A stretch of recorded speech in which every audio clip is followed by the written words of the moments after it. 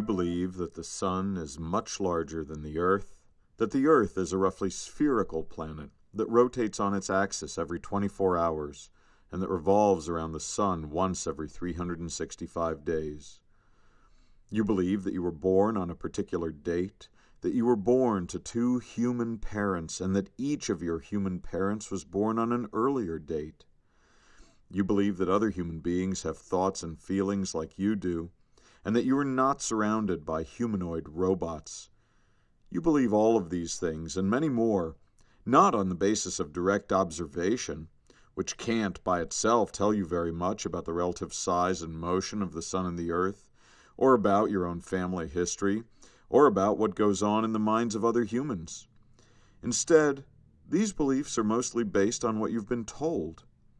Without spoken and written testimonies, human beings could not pass on knowledge from one person to another, let alone from one generation to another.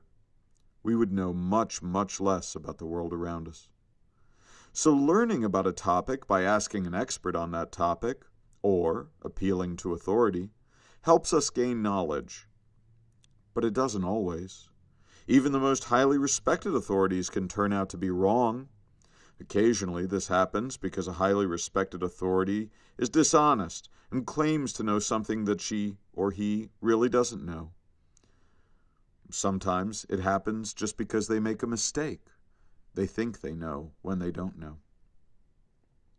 For example, a number of respected economists did not expect the financial collapse of 2008. They turned out to be wrong.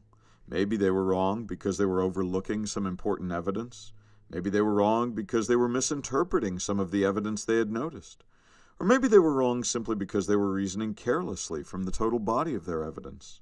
But whatever the reason, they turned out to be wrong, and many people who trusted their authority ended up losing lots of money and losing lots of other people's money on account of that misplaced trust.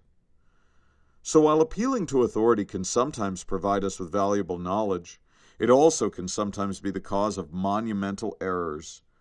It's important to all of us to be able to distinguish those occasions on which we can safely and reasonably trust authority from those occasions on which we can't.